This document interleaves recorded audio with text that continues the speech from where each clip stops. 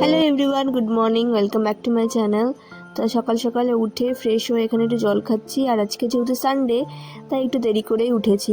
সানডের দিনে একটু বেশি না ঘুমালে সানডের মজাটা ঠিক পাওয়া যায় না। তো এবার রেডি হয়ে যাব বাজারে। তো বাজারে যাব, আজকে রেডি করেই যাচ্ছি। তো তখন প্রায় 10:30 বেজে গেছিলো যখন আমরা বাজারে যাচ্ছিলাম। আর আজকে যেহেতু রান্না বান্নার অত ঝামেলা নেই, সে কেন নেই সেটাও পরে বলছি, তাই লেট করেই যাচ্ছি একটু। তো এখানে সব দরজা ফরজা দিয়ে আমি বেরোবো। বাজার যাই, চারটা চারটা কিন্তু বাবা।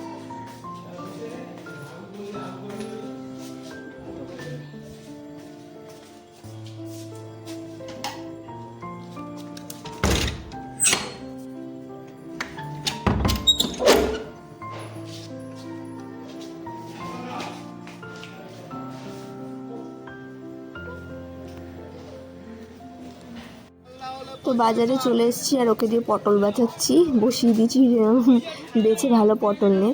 তারপরে যাব মাছ বাজারে। আজকে মাছ বাজারে একটা কাণ্ড হয়েছে আমাদের সাথে, সেটাও শেয়ার করছি তোমাদের সাথে। খুবই অদ্ভুত একটা কাণ্ড, কোনোদিন আমি এরকম শুনিনি।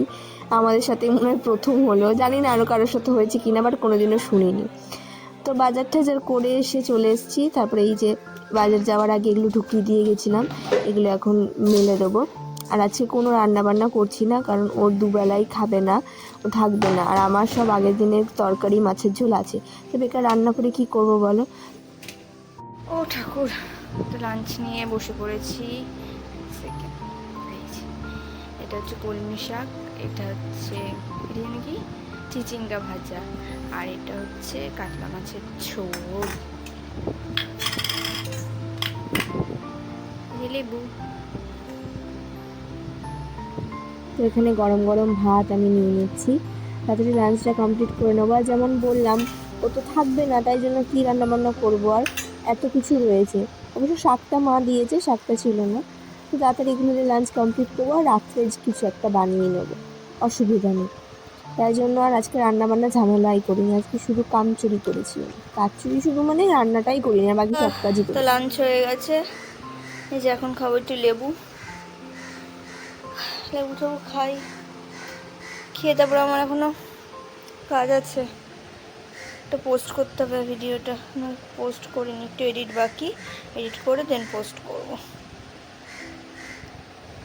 তো যেমনটা বললাম, ডিনারে কিছু একটা বানিয়ে নেবো। তো আমি বানাচ্ছি একদম সিম্পলি ফ্রাইড রাইস। আমার কাছে খুব কম ইনগ্রিডিয়েন্টস ছিল, তো সেগুলো দিয়ে বানাচ্ছি, সামান্য সবজি, একটু ডিম, ব্যাস। তো তোমরা দেখতে থাকো। এই যে ডিমটা একটু ভেজে নেবো, আজকে মানে ডিমটা একটু ভেজে নিয়ে এটা আলাদা করে তুলে রাখবো। তারপরে সাদা তেলের মধ্যে একটু গোটা গরম মশলা দিয়ে, একটু রসুন ফোড়ন দিয়ে সবজিগুলোকে ভাজবে, যেমন গাজর, ক্যাপসিকাম, তারপরে বিনস, কাঁচা লঙ্কা, এগুলো দিয়ে ভেজে তারপরে একটু একদম মানে বাড়ির চালি, যেটা সকালে ভাত রান্না করেছিলাম সেই ভাতটা দিয়েই করব। সেটা দিয়ে ভালো মতো ভেজে ডিমগুলো দিয়ে ব্যাস নামিয়ে নেবো। আমার কাছে ভিনিগার টিনিগার কিছু ছিল না, ওগুলো দিলে একটু ভালো হতো। তবে যাই হোক, এটাও কিন্তু খেতে মন্দ হয়নি। বাড়িতে কিছু না থাকলে এরকমভাবেও ট্রাই করা যেতে পারে। তো এগুলো তাড়াতাড়ি করে ভেজে নিয়ে তারপরে ডিনারটা করবো, কারণ তখন মোটামুটি প্রায় 9:45 বেজে গেছিলো। আর আমি একটু তাড়াতাড়ি ডিনারটা করি, মোটামুটি 9টা থেকে 9:30টার মধ্যে। আর বলি মাছ বাজারে কি হয়েছিল। ফার্স্টে তোমরা দেখলে আমরা চিংড়ি মাছের দোকানে গেছিলাম, তখন থেকে 200 চিংড়ি মাছ নেওয়া হয়েছে। চিংড়ি মাছ যেহেতু শুধু ও একা খায়, তাই অল্প করেই নেওয়া হয়েছে। তো সেটা একদম বাজারের ব্যাগের ওপরেই রাখা ছিল, এরকম ওপরে প্লাস্টিকটা জাস্ট বসানো ছিল। আর আমরা ঘুরছিলাম অন্য মাছ নেওয়ার জন্য, তারপরে আমরা রুই মাছ নিয়েছি। রুই মাছটা নিয়ে তারপর যখন ব্যাগের মধ্যে মাছটার প্যাকেটটা রাখতে যাবো, রুই মাছের প্যাকেটটা, তখন দেখি ওই প্যাকেটটা নেই। এবার আমি ভাবছি কোথায় গেল প্যাকেটটা, কোথাও ভেতরে ঢুকে যাবে। ভেতরে ঢোকার কিন্তু কোনো স্কোপই ছিল না, একদম ওপরে রাখা ছিল। তারপরে আমরা যেই দিক থেকে এসেছি এবার সেই দিক থেকেই গেছি, কোথাও পড়েও যায়নি। আর ওরকম র্যান্ডামলি পড়ে যাবে, কেউ টের পাবে না, এরকম তো হয় না, কারণ প্রচন্ড ভিড় ছিল। তারপরে আমরা বুঝলাম কেউ মাছের প্যাকেটটা তুলে নিয়েছে, আর কে তুলেছে সেটা আমরা একটু সন্দেহ করেছি। দেখবে তোমার কিছু জিনিস চুরি হলে বা কেউ নিয়ে নিলে তোমাদের কিন্তু সন্দেহ হবে কাউকে না কাউকে।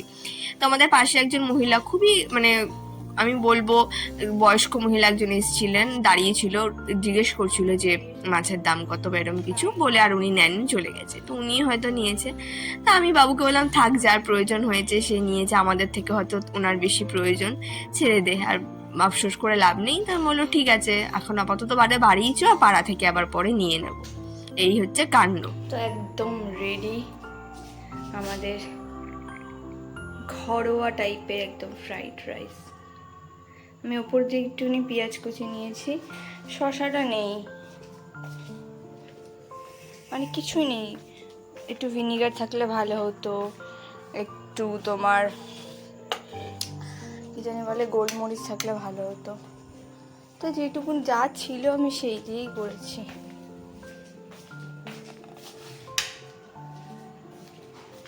জলটা নিয়ে নিই।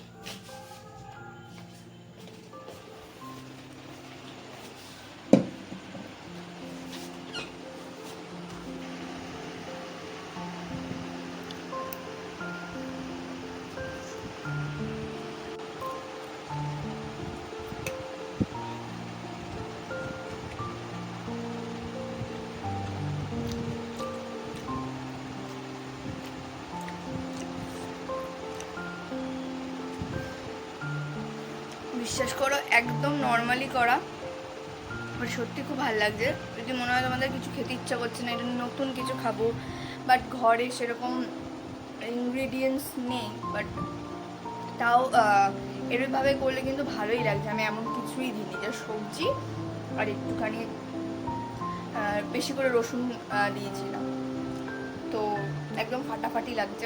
আমার তো খুবই ভালো লাগছে, তোমরা চাইলে একবার ট্রাই করতে পারো। আর আমি এটা খাই এখন বসে, ডিনারটা কমপ্লিট করি। তো দেখা হচ্ছে আবার কালকে। সবাই ভালো থেকো, সুস্থ থেকো, টাটা।